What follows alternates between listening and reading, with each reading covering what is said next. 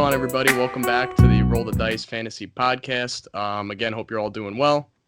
Hope your lineups are set for the week. We're just going to do a Week 9 preview, what we think is going to happen, maybe some future performances, things like that, our picks for the games, and so on and so forth. How we doing tonight, Lee? Doing pretty good. Pretty proud of myself. If you didn't check the Twitter out, make sure you check it out. I threw a same game parlay that if you tailed would have hit, but it gets worse because I didn't commit and I substituted Hasty in for McKinnon. Oh, that's right. And that it was so ended up cool. not hitting. Would have if you tailed it, it would have been 10 to win like 140. So kudos. I learned my lesson Sad to times. go with my gut. I found when it comes to sports betting, I think like just going with your gut and then just committing too. Absolutely. But Because like, other let's than say that, I like mean, if you're I'm happy. The first bet I put up on social media hit, so yeah, um, keep it rolling. I mean, you know your stuff. So I mean, follow Liam for betting advice and all that shit. So, but yeah, I feel like if you like craft a parlay and then you start like changing it around and like if you overthink Oh, it, it's then the it kind worst. of Yeah. it just Oh, messes everything up. you can't do that. And it's a downfall of my betting. I always do Yeah, it. me too. I end up hitting like 2 out of 3, 3 out of 4. Happens every time. Yeah, overthinking's the worst. My week 9 rankings are live up on the site. Hopefully you guys check those out. But we're just gonna jump right in. Start previewing the Sunday slate. Our buys this week: the Bengals, the Browns, the Rams, and the Eagles. They are off this week. So I guess we'll start in Atlanta. Broncos, Falcons. The 3-4 Broncos on the road, playing the 2-6 Falcons, who are coming off a long layoff after their Thursday night game against Carolina. I see Atlanta at -4. The over/under is at 50. Yes, sir. Um, yeah, I mean, I think this is a big game for Atlanta to prove themselves.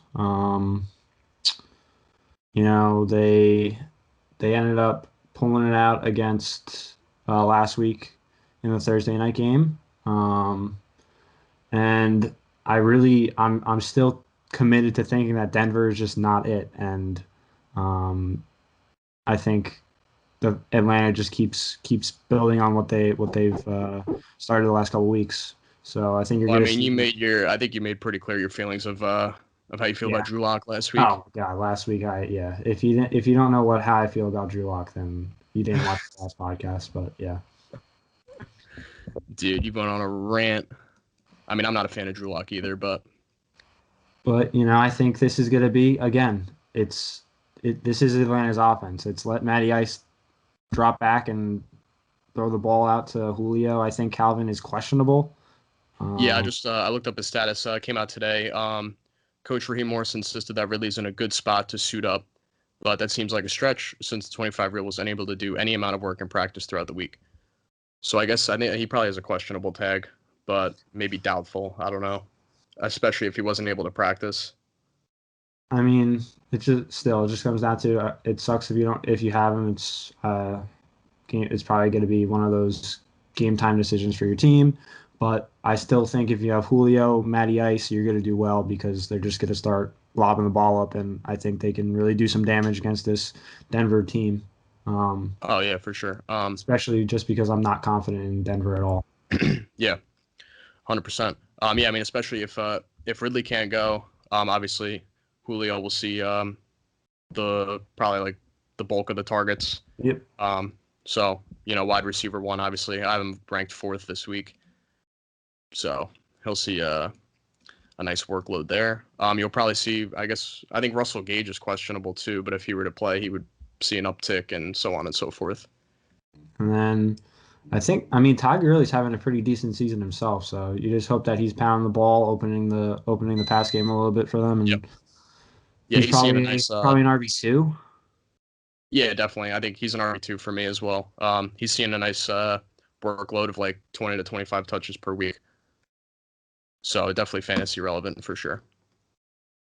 And then on the other side of the ball, you got Drew Lock.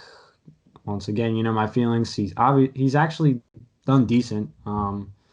He's got a little bit of swag to him, but I still don't think that They've proven themselves enough.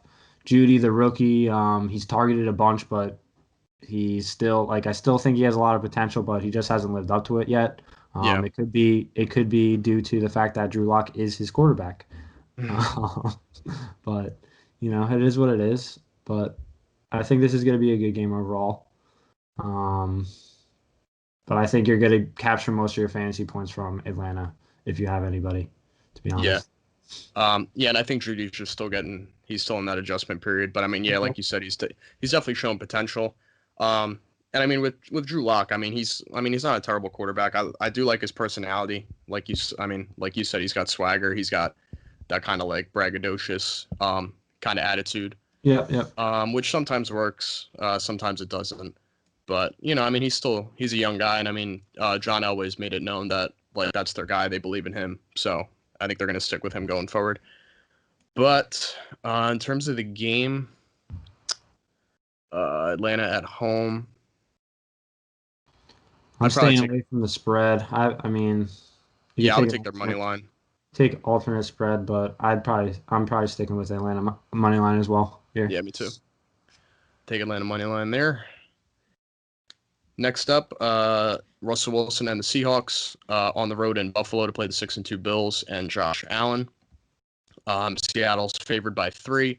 The over/under is set at a very high 55. I think this has potential to be game of the week, honestly. Yeah, it's gonna be a good one. Buffalo's coming off just edging out the Pats.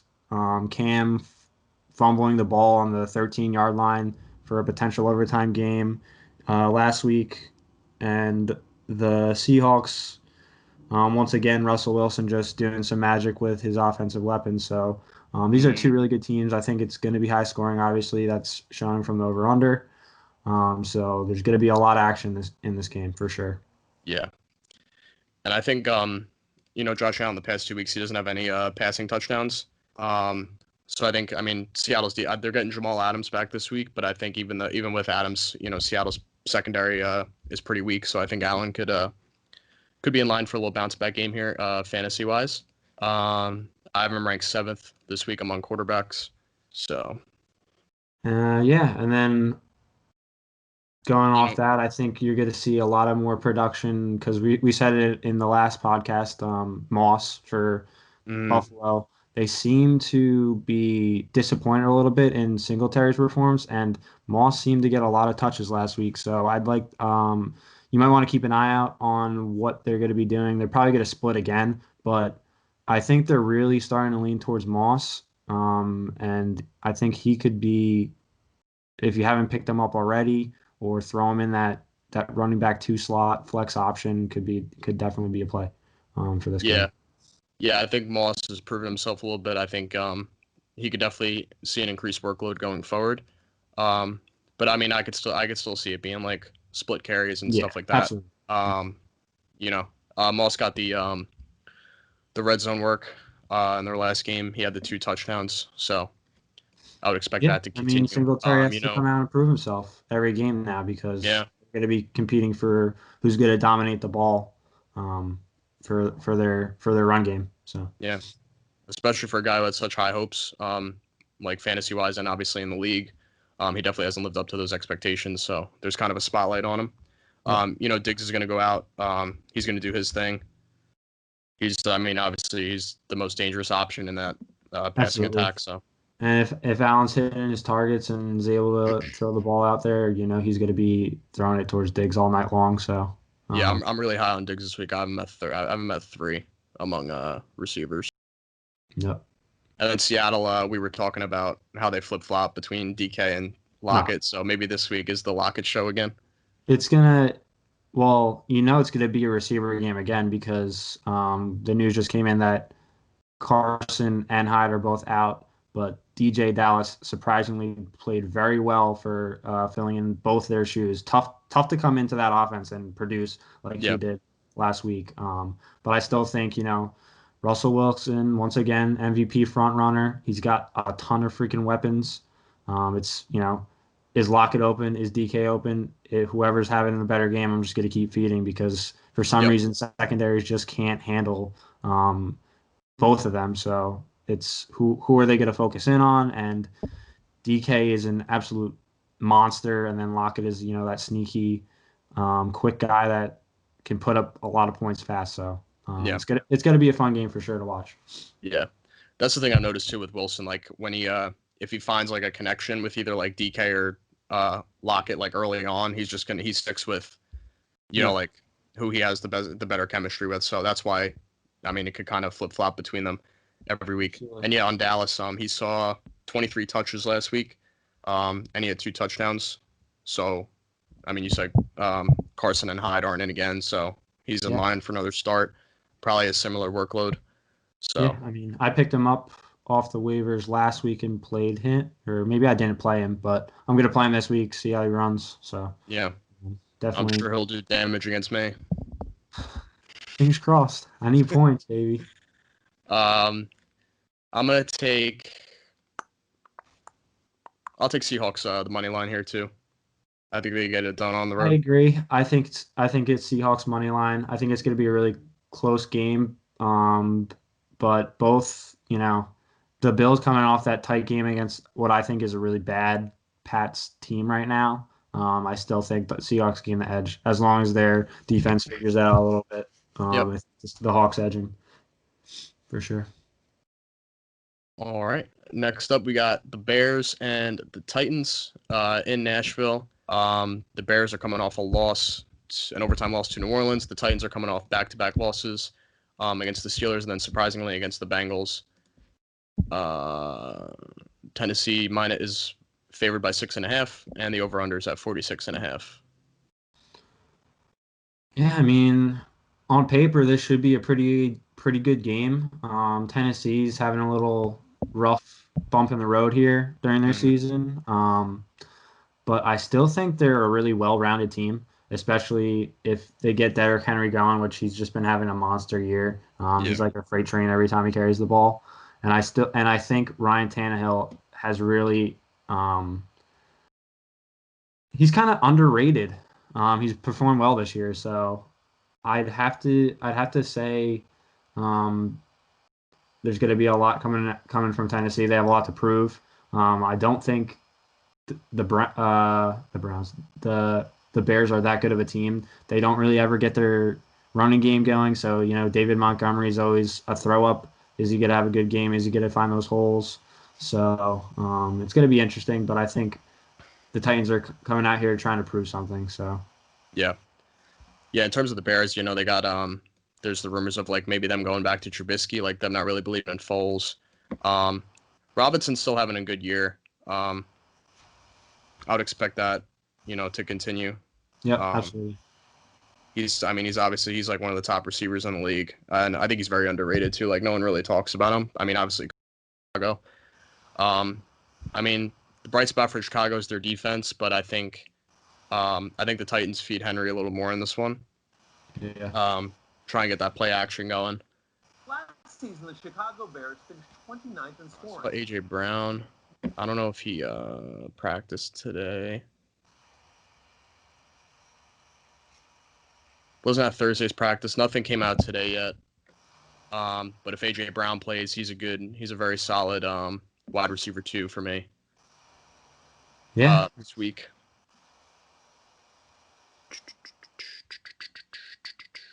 That's a lot. That's a big spread, man. I see injury report Trubisky's out.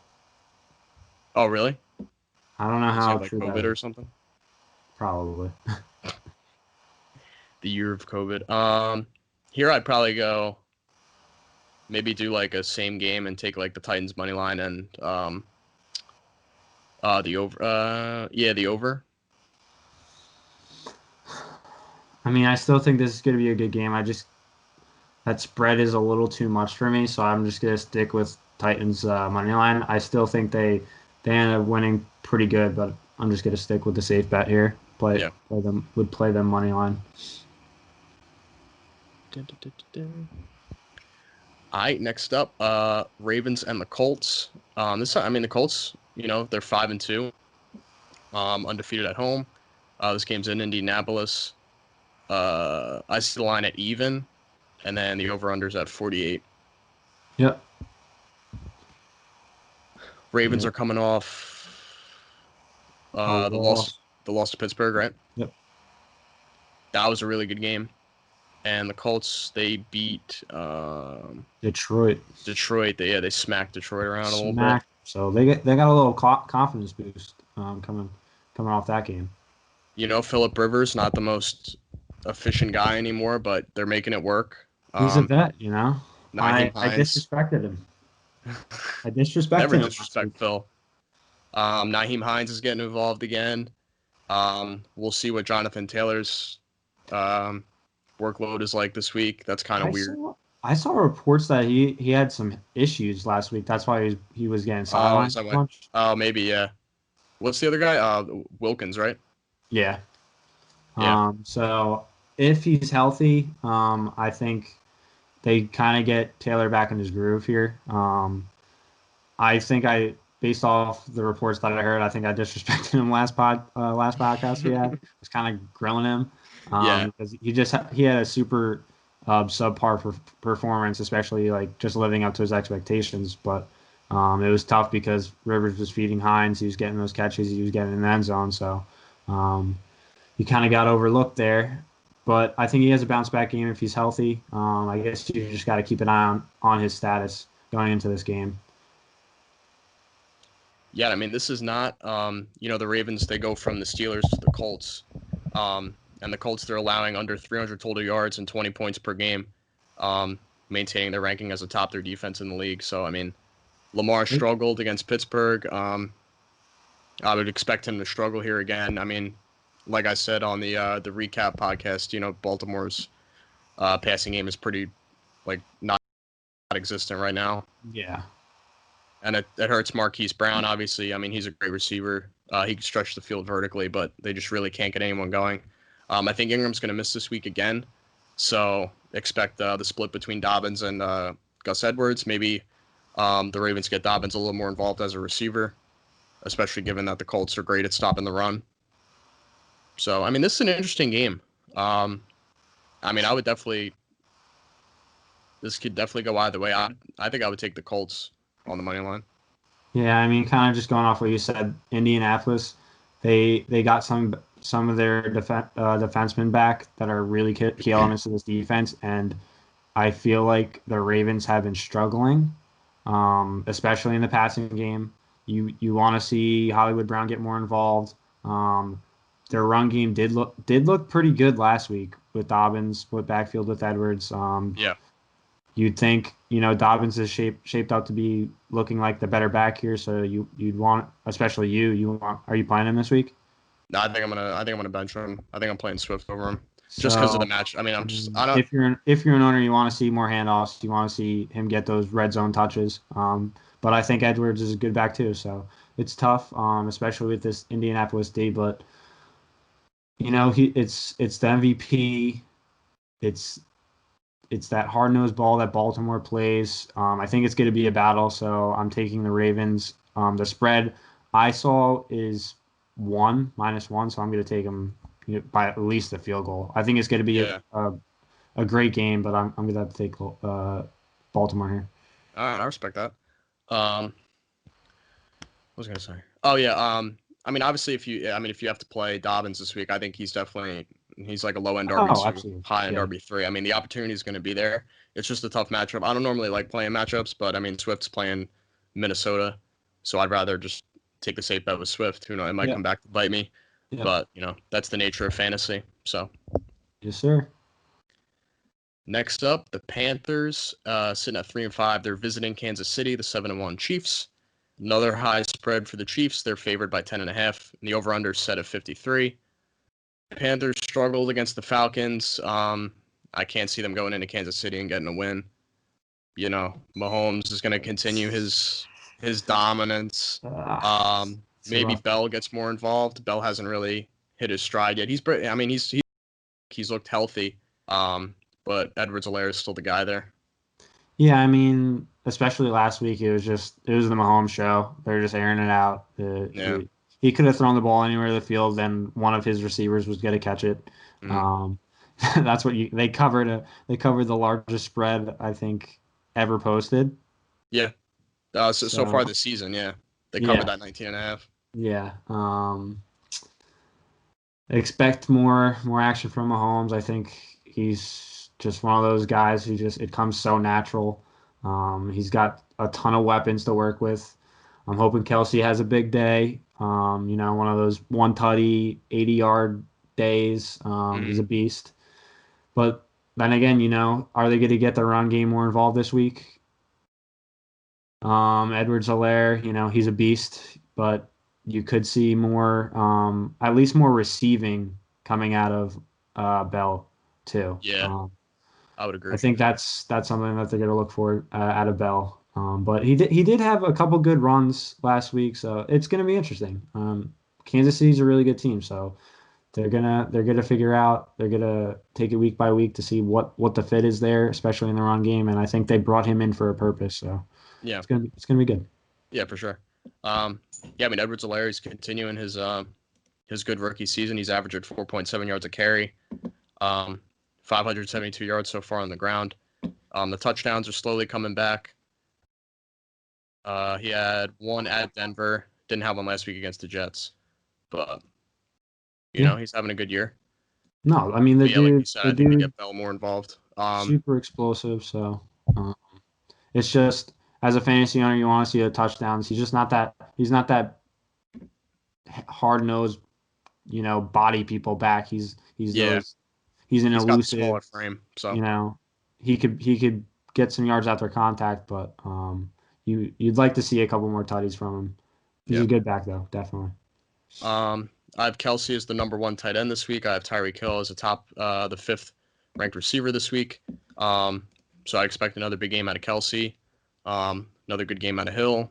The usual from the top Chiefs weapons. Yeah. And then on the other side of the ball, Teddy Bridgewater doing his thing. Nothing too crazy, but he's holding his own. He's probably not a playable quarterback, but he's got some good receivers in Robbie Anderson, um, and what's the other guy? I'm drawing a blank. DJ Moore. DJ Moore, yeah. Yeah, So, and then the big news here is I think CMC. he's back. Yep. So Or he's expected to be whoever back. I think he's gonna whoever play. took him in the first round, That's the James, the man. You fantasy the got him. fantasy god, The fantasy king. fantasy I'm sure he king. comes right in, probably gets at least 20 points. He has to. You just pray for a healthy day from him, and hopefully he's back to the normal. Carolina needs it. I mean, they're sitting at 3-5. They want to pick Yeah. up some dubs, especially in that division. So Yeah, that's true. I mean, I actually forgot that McCaffrey was coming back, so I think that might give him like a little jolt. So maybe they do put up a fight, but I still think the Chiefs will prevail in this one. yeah, So I mean, I was gonna take an alternate spread here. 10's a lot. Even though Carolina's having a so-so year, I'd take Kansas City minus 6.5 if I was gonna bet. yeah, I'd probably tell you on that. Take Chiefs at -6.5. It's probably the same as money line. I mean, I'd have to check the odds. If money line's better at -500, you take -500. But if -6.5 is -350, then you take that. That's Yeah. how it works out. All right. Next up, the Detroit Lions on the road in Minnesota against the Vikings. The Dalvin Cook show is back. They're just feeding him the ball. Like I said in the recap, they're just taking all the pressure off Cousins. He doesn't really have to throw the ball much anymore. What do you do? He had 30 carries against Green Bay for 163 yards on the ground, 3 touchdowns, and then he had the 2 catches for 63 yards and the 1 touchdown receiving. Yeah, I mean, And obviously, him being back, that hurts Thielen and Jefferson a little bit, just because Cousins doesn't have to air it out as much. the saying goes, "Don't fix something that ain't broke." Dalvin Cook every game broke. time that man is on the field. It was 2 or 3 weeks ago. I said this. He went in, scored a touchdown. I think they scored twice. I don't know what it was. goes in the locker room. He comes back out of the locker room, and they're down like 7. Like, if the guy's not on the field, Minnesota doesn't know what the hell they're doing. Yeah. It's actually, um, but once again, it's this Detroit Minnesota matchup. This is always a battle every year. Mm-hmm. Um, Dalvin Cook is just getting out, ball out. He's gonna do his thing. If Detroit can stop him, God bless you. You think watch some tape, but apparently the man is tackleable. I don't know how you tackleable, but the dude's a beast. Yeah, he's a stud. You think Kirk Uh, gets a little bounce back here, gets the ball airing out a little bit to Thielen, his number one target. So yeah. And then on the Detroit side of things, maybe no Stafford this week. He was in the COVID protocol. I don't know if there was an update on him. No Galladay for the Lions. He has a hip injury. He was rolled out today. So expect, I guess, Amendola, Marvin Jones to step up in the passing game. Another guy, Marvin Hall, he saw over 100 yards receiving after Galladay went out. But fingers crossed they rely on Swift a little more with Galladay out. But we you shall don't see. know what you're gonna get with Matt Patricia, man. I mean, Remains to be seen. It just seems like they're AP's had 85 carries this year, 321 yards. But I don't think you get the production that you want out of your running back. If you're handing the ball more to AP than Swift, because I think Swift can run the ball a lot better than an older AP. I mean, don't get me wrong, AP's the man, but it's time to move on. No, AP's a legend, but the stuff I was reading, it was like, especially against the Colts, where they couldn't really run the ball. It was kind of surprising that they didn't try and get Swift more involved as a receiver. Yeah. It seems like they're like hesitant to give him like the bulk of the workload. And I mean, he is a rookie, so I mean, you want to like kind of take it slow, but especially like he's kind of proven that he can, he could play. So The thing is with that too is they went down big last week and they had to air it out. But then again, you look at it, you got a rookie who needs reps. Why don't you just feed him the ball here? Yeah. So as long as Detroit doesn't let Dalvin Cook run away with it on him, then hopefully you could see Swift get more touches. That's a big ask. But yeah, I definitely agree.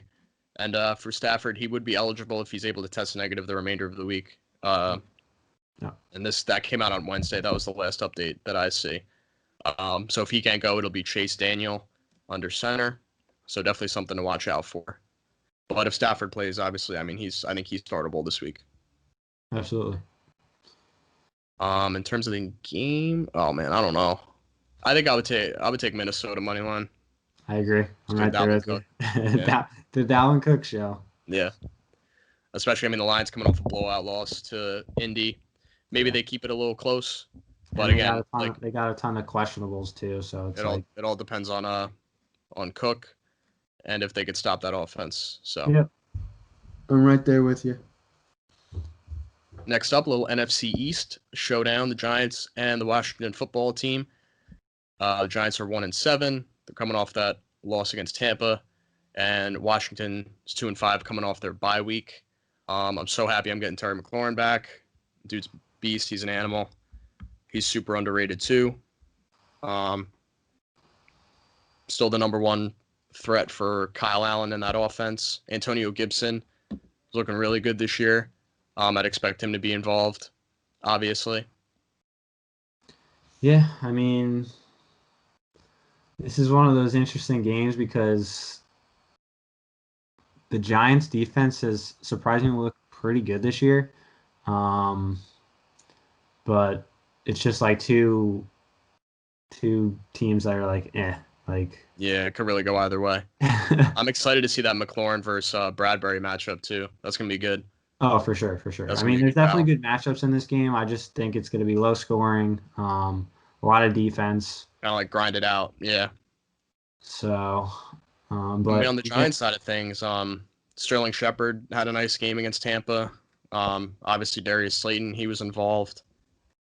I mean, they're coming off, even though it was an L, a positive note from last week. They played Brady and the Bucks tough. Yeah, they stayed it. They hung right in there with Tampa. So Daniel Jones, I still chalk it up to him not throwing the ball right away.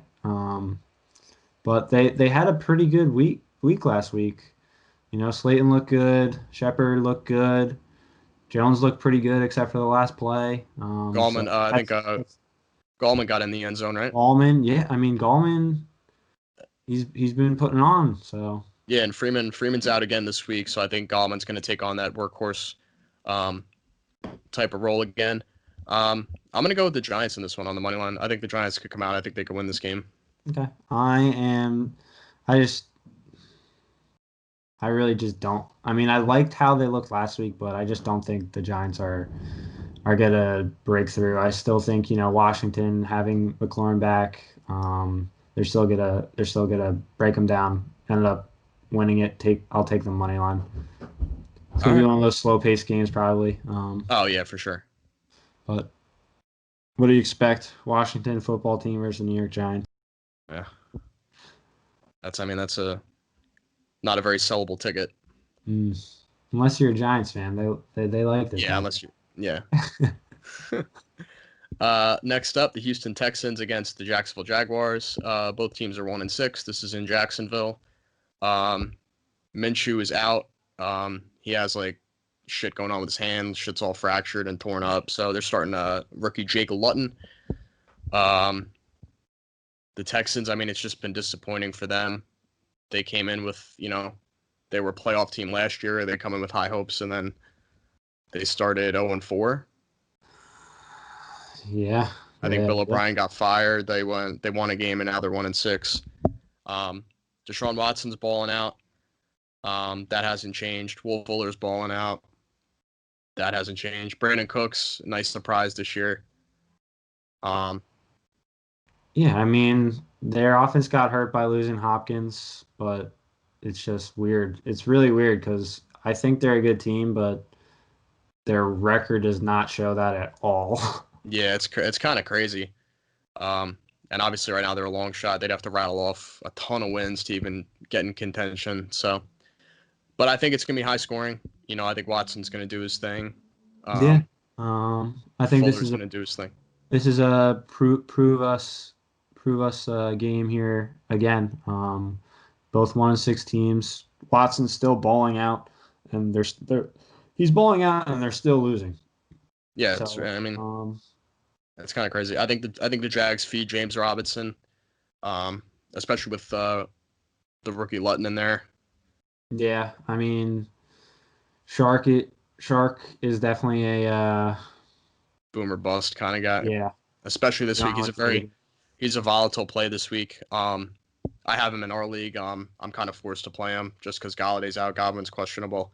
But sometimes rookies come in, they kind of catch that lightning in a bottle. Yeah. So good way to put it. Yeah. And I think Lutton's definitely going to come in and he's going to latch on to one receiver. Could be Chark, it could be the rookie Chenault.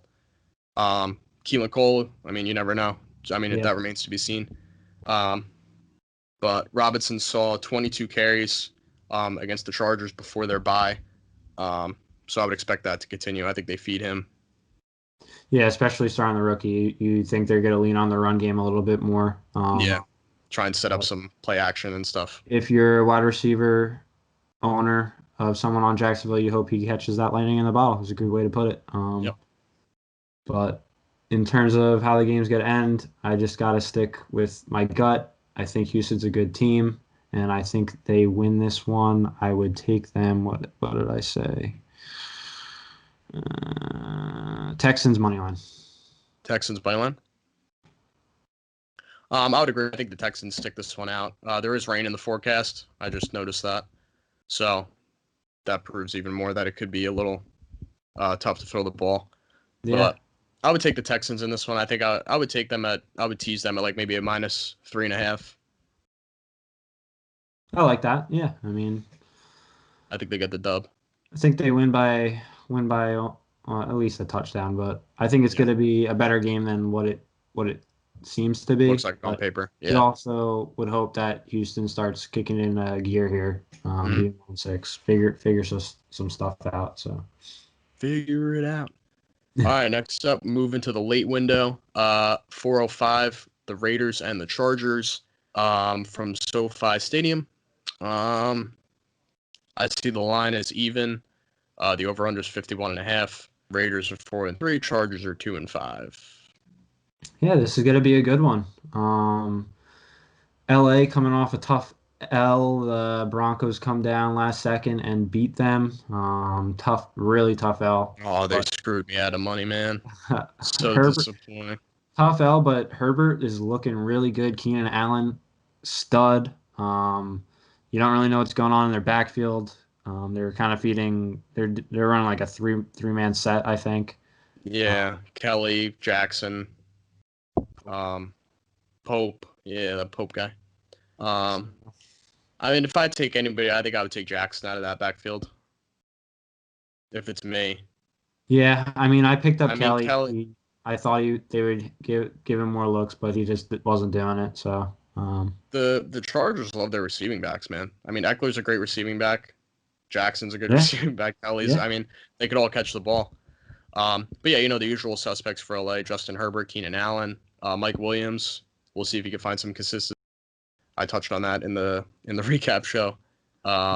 yep. He's kind of like a boomer bust flex play right now, but I mean, he could solidify himself as like a wide receiver 3, No, I mean, maybe if Herbert low keeps end wide spreading the receiver ball 2. out, if he Yeah, keeps spreading the ball out, and Mike Williams stays consistent, he's definitely, I think, a wide receiver two play. But he's got to step up his game. He's got to, bring in those catches, get that touchdown every once in a while, get those yards. But Keenan Allen's still a guy there. Obviously, he's there. He's their franchise wide receiver. Guy's yeah, just a straight baller. He's like defensive backs say he's one of the best route runners in the league. So, Herbert's lucky. He's got a couple weapons to work with in LA. So they're an exciting team to watch. And it was tough to see them lose to Denver last week. So yeah. On the Raiders side, Josh Jacobs carried the ball 31 times last week against Cleveland. This game is indoors, so I would expect Carr to have a little bounce back here. I think they air it out a little more. I think they get Waller involved, Aguilar, yeah, Henry Ruggs a little bit on the deep ball. So no, I think Gruden has done a really good job with this Raiders team. I think not a lot of yeah, people are giving them a ton of credit, and I am. they've I definitely think they're exceeded my expectations coming into this year. Yeah, I think Derek Carr is having a really good year. I think he's starting to like Nelson Aguilar more and more every week. He's got a couple guys that he could go to. So Yeah, their offense is starting to come together. He's even got a little tight end in Waller, and they're a solid team. They're not. You can't go in looking at this team and be like, this is an easy dub because they're gonna work their asses off and they're gonna grind you the whole game. So especially defensively, I noticed too. They play like really tough. Like they're yeah, tough. I mean They're that's just a known for tough. I the mean, Raiders. yeah, that's like been their background. That's been their identity for a while now. And I mean, obviously, I wouldn't expect that to change. Um, I would take the Raiders money line here. Yeah, I wasn't sure. I mean, I didn't even put whether I take money line or spread. They don't even have a spread yet, but Yeah, I would definitely would take the Raiders. Um, see what it comes to game day, but I yeah. like money line as well. All right. And then 425, the still undefeated Pittsburgh Steelers going into Dallas to play the 2-6 Cowboys. Um, Steelers are favored by 14.5. Over under 42.5. The Cowboys are just reeling right now. Um, they really have no fantasy relevance anymore. Because once Dak went down, Cooper's value went down, Lamb's value went down. Even Zeke, he lost his touch. It seems like I know a lot of Zeke owners are panicking. They're trying to sell him off. I mean, it sucks to see because I think the Cowboys, they're a talented team, but I mean, losing Dak, I think is just too much for them to Yeah, I overcome. mean, you just gotta reiterate what we were talking about last podcast. It really sucks because Dallas, they had it going for them. I mean, Dak was straight balling out. He was balling. I think he was second in the MVP behind Russ for me. Oh my God, He the was my guy second the guy was candidate. having a year and he goes Yeah. down and it's just heartbreaking. And it goes down the drain for Zeke. It sucks because a lot of the production falls on him now. It's like, Zeke, we need you to do something here, and it's not. He can only carry the ball so far without getting the blocks that he needs. He needs the blocks. He Yeah. needs, there's a lot more that goes into it, and it just sucks because he's probably was picked up first round, and now it's like if he doesn't score, it's not even worth playing him. So it's Yeah. a tough I look. mean, he picked up a hamstring injury. He's listed as questionable for this game. So if he can't go, Tony Pollard steps in. So hopefully the Zeke owners, hopefully you have him handcuffed. So it's kind And of just then like, other side of the ball, it's just straight dominance from Pittsburgh this year. Big Ben showing out. yeah, I He's mean, in the schoolyard calling plays last week, doing his thing. writing plays on the football. Juju came alive a little bit last week. That was good, really good to see for a lot of fantasy owners. You hope that he starts targeting him a little more because he's going to make those big plays when you need them. Yep. Chase Claypool steadily doing well ever since that one breakout game. So he's always that wide receiver 3 flex play potential. There's just a lot of offensive production coming out of this team right now. James Conner's looking really good as of late as well. He's looking, he's got that Healthy. little burst of energy when he runs now. So Yeah, he's got the juice. The juice is back. He dealt with some injuries last year. I've kind of ranked third this week among running backs. The Steelers go as Ben goes. I mean, as long as Ben's healthy, that team's really good. On the defense, I mean, all phases of the game, they're a solid football team. Ben spreading the ball around, yeah, like you said, Juju, Claypool, Deontay Johnson, Connor out of the backfield. It's just a tough team to defend. That spread kind of, I don't know, 14.5. I don't know if they cover that. Maybe I would tease them, take them by 6.5, yeah. I win by at mean, least a touchdown. this is one of those games that you just don't even put in your betting slip at all because Stay away from it. the spread is that's ridiculous. And then is it even worth it to bet money line? Probably not. Yeah. You're not really making any money unless you're putting up thousands of dollars. So I'd take the Steelers. I just don't know what I'd bet here, to be honest. Yeah. No, I feel you for sure. Moving on, another 425, Miami Dolphins against Kyler Murray and the Arizona Cardinals. This is in Arizona. Cardinals are favored by 4.5. The over/under is set at 48.5. The Dolphins, another big surprise this year. Tua came out in his first start last week. Didn't really have to do much because the defense and special teams picked them up. He did record his first. In the Gucci backpack. He did record his first passing touchdown, which was great to see. It's kind of tough. I don't know what I don't know what the outlook would be. I think they let him air it out a little bit this week. Yeah, I mean, I don't know if you saw any of some of the clips from that game, but one of the linemen came up because Tua was a little down on himself. He didn't think he had that great of a game. Obviously, I mean, you weren't really on the field for that long. Yeah. So he just talked him down. He was like, "Hey, we're coming off a bye.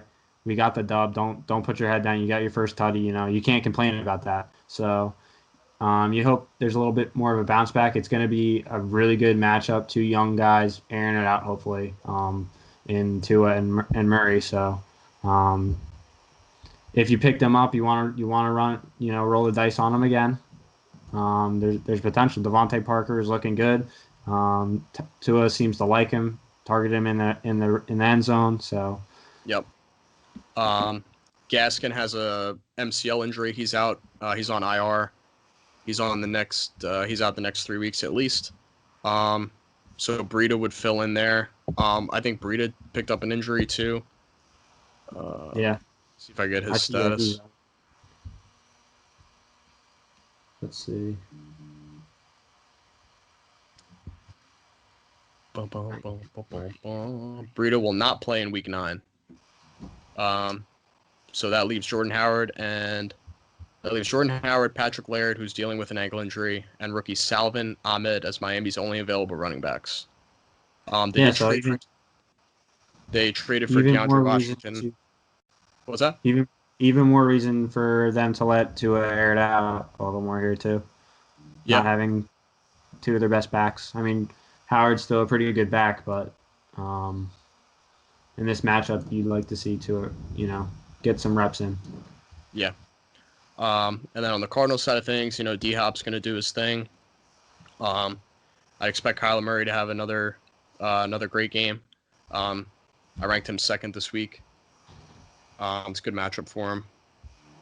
Yeah, I mean, you expect to just see the numbers out of this offense for fantasy. Kyler, he can run the ball, he can throw the ball, he gets in the end zone. And then D Hops, there's a lot of clout spreading around. Is it Devonta Adams the best in the league? Is Keenan Allen? Is all these guys self-proclaiming they're the best? But D Hop, seems to think he's the guy. So yeah, the dude. Yeah, D Hop's kind of humble about it too. Like, I mean, I feel like he knows, he thinks he's the best, but he's not outspoken about it. Outspoken about it. Yeah, exactly. Yeah. But yeah, I mean, he's a stud. Christian Kirk, he's got 2 touchdowns. He had 2 touchdowns in their last 2 games before their bye. So I mean, I'd expect him to be involved again. And then you got Kenyon Drake out again this week. So you run Edmonds in that maybe RB2 slot. You want to see some production from him, opening up that pass game for Kyler. So I think this is going to be a pretty good game. You want to see some production out of both sides. So yeah, I would take the Cardinals on the money line. Yeah, I would take Cardinals. Actually, what'd you say the spread you had was? Minus 4.5. Yeah, I take them 4.5. I just think I think Miami's hurting a little bit right now. They're still figuring out with Tua. But they look good. Their defense looks great. I think this will be a good matchup for Arizona to figure it out a little bit. So, but I still think they can cover 4.5. All right, moving on, the nightcap on Sunday Night Football, a great matchup here. It's the New Orleans Saints against the Buccaneers. The Bucs have a 1-game lead over the Saints, so if the Saints were to win this game, they would take over first in the NFC South. Brady versus Breeze is the main storyline here. It says there's storms in the forecast, so that's just something to keep an eye on. The main storyline, MT, baby. Michael Thomas's return. They said he's good to go for Sunday. Number 1 fantasy receiver last year, played in week 1, got hurt. He's been out ever since, but he makes his return. They prey on my downfall, man. They prey on it. My guy is back in action, suited up, just in time to face Andrew. The guy roots for him, and now he has to root for his team and for Michael Thomas to have a good day, and he's going up against him. That's a tough scene. Yeah, it's tough for me. It's a tough scene. Obviously, I'm really happy that Thomas is back. Yeah, I mean, I think, I'm biased, but I think he's the best receiver in the league. I just gotta hope Kamara just matches him. Yeah. And I still think they keep Kamara involved just because of how dynamic he's been this year. But Thomas. Sanders is coming back too. So Thomas last year, he was seeing all the targets. Like, he had the target share to himself. Yeah. With Sanders there now, it's obviously downgraded a little bit, but Thomas is still going to be profiling as a wide receiver 1, obviously. The key thing for me is the issue with Breeze was that he had a shoulder injury. So is he just gonna, are they gonna stick to that stinking screen pass? So Kamara, they said he's good. So he practiced full today. So you gotta think it's. But still, they love the screen pass. Kamara's a freaking Swiss Army knife. He does everything. He's gonna run. He's gonna catch.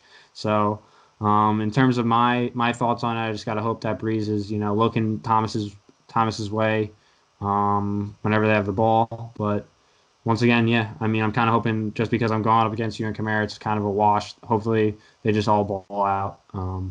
But this Yeah, is going to I be mean, a really interesting ball game. I think this is game of the week for me.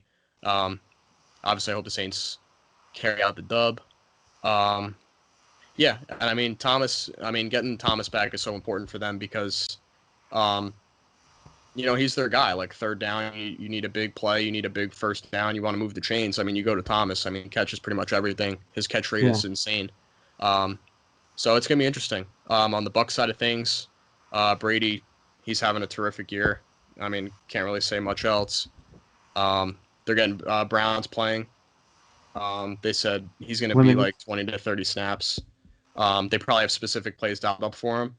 Um, Evans enjoyed a nice game against the Giants. He had 5 for 55 and a touchdown. Um, Godwin, Arians said is expected to play, but he's questionable going in. So I guess he'll be game time. But he practiced today again, so he's questionable. Um, in terms of their running game, I think Fournette outplayed Jones by a lot against the Yeah. Giants. So Fournette's kind of making Jones fade out a little bit. Hmm. No, I mean, they had a slow first half last week. Tom Brady probably just sat him down at halftime and said, let's get our shit together. Yeah, They came out and just stuck it to him. Got the dub. Brady's still looking good. A lot of people, don't think he's what he used to be, or even the goat, the guy. I think he is. I mean, I'm biased, but he's got once again. I just keep going back to the saying the amount of weapons. There's so many guys that are so good in the NFL. But he's got Evans. If Godwin plays, he's got Godwin. Brown's there now. Gronk has been looking good. Gronk, yeah, he's getting more Scotty involved, which Miller is in great. that slot, Great to see. he likes to lean on him a little bit, Yep. and Fournette has started to open up his door a little, more and more every week. So it's a high Yeah, powered I mean, offense now. It's a high powered yep. offense.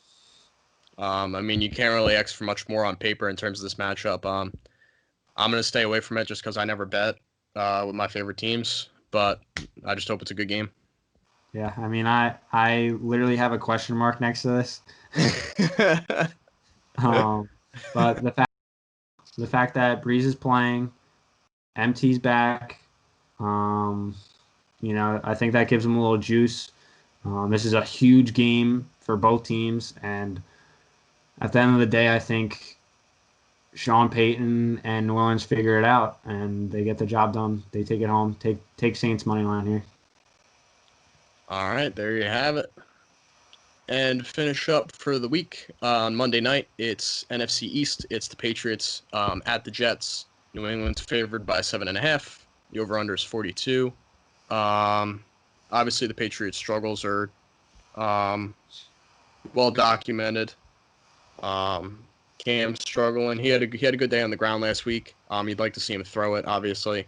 Um, but you get the Jets. It's a good get right game. So I think Cam finds the end zone through the air in this one. Yeah, I mean, this is one of those games that you have to come out and prove yourself. This is an 0-8 Jets team, and the Pats have to keep them winless at Yep. this point, especially the way that they're looking. This is a game where you have to come out and you hope Belichick writes up a game plan. He's gonna figure out a way to shut down the Jets. It's just about getting the ball in the end zone, getting up points, and I think Cam knows he's on somewhat of a hot seat, and he's got to produce, and he's still probably hurting from that fumble last week, so he's Yeah, coming out with a little a little bit of vengeance fire. to produce. So A little bit of he's going to fire. be running the ball. He's going to hopefully throw the ball a little better. Um, so Yeah. I'm expecting Damian Harris to have a good workload in this one. He saw 16 carries for 102 yards last week. Oh wait, is he out? Oh no, he's questionable. He was limited Thursday. So yeah, I mean, if Harris plays, I think he sees like a similar workload, just because of all the injuries that the Pats have. They lost Edelman, which was huge. And Harry's hurt. They traded for Isaiah Ford from the Dolphins, but he's not ready because of COVID protocols. So, yeah, I mean, you hope that some of these questionable guys play. If you look at the New England Patriot injury list, it's absolutely ridiculous. oh yeah, yeah. You They're want to talk hurt. about a team that got decimated? I mean, They're hurting on defense all like like big time, and they're still holding their own. So, yeah, no, I mean it's New York Jet matchup. As a New England fan, you just hope that they come in and stick it to the Jets. But honestly, it's anybody's ball game. I mean, you never know what you're gonna get from the Jets. So no, 100%. And then on the Jets side of things, Darnold's just in a bad situation. We mentioned that on the recap. Crowder was limited today, so if Crowder could play, that'd be huge. They get their top weapon back, who he's been quietly having a great fantasy year. So that's something to keep an eye on. Denzel Mims, he's a rookie, I think. He's showing out a little bit, showing he could play. yeah, Frank that's Gore's what still they toting need. the rock. Sam Darnold just needs some weapons. I think he's a pretty good quarterback. It's just he's in a tough place. It hurts because he hasn't had Crowder, so you hope that Crowder sees some action this week. Mims has looked good, and then you hope Frank Gore could get something going. It's been tough to be a Jet fan and to go through all Yeah, this, but I mean at this point, you got your eyes set on Trevor Lawrence, who might stay at Clemson. No one knows. yeah, But yeah, I'm not gonna take a spread or anything. I'll take Pat's money line though. I think they bounce back. I think they keep the Jets winless. yeah. Like you said, don't want to bet on my teams, but I take the Pats money line. You don't sound too confident. I'm scared. I mean, it's the freaking Jets. Yeah. This would be the freaking year we lose to them. So, Nah, dude. I don't think it's gonna happen. But yeah, that does it for week 9. Good slate of games. Go check out the site. My rankings are live. I don't know if you're gonna do a bet column for tomorrow. yeah, I'm gonna try to get something together. I Shout out. want to put down what we think. Maybe a small money line or spread parlay, nothing too crazy, and then that FanDuel favorite, that same game parlay where you get that $10 back. You could boost up the odds a little bit, make it reasonable, make it crazy. We love the crazy parlays. We want to Oh, see we we love the want long to see shots. people's crazy parlays because hey, I might tell you. We love the long shots, man. I Yeah, know I love the long shots. and we're the Twitter's already 1 for 1, so keep an eye out for that stuff. We're gonna try to get that more involved, because we want to make that a part of what we're doing here as well. So Yeah, for sure. Yeah, I mean, check out the Twitter. It's at RTD Fantasy. We'll be posting some stuff on there throughout the weekend. Like I said, check out the site, rollthedicefantasy.com. And that does it for us. Set your lineups. Good luck to all. Hopefully we can pick up some dubs, get some points, and we'll see you guys early next week. We'll do the yes, week sir. 9 recap. Enjoy As some always, Sunday thank you. red zone. Little red zone. As always, thank you for watching, and we'll talk to you guys soon. Peace. Peace.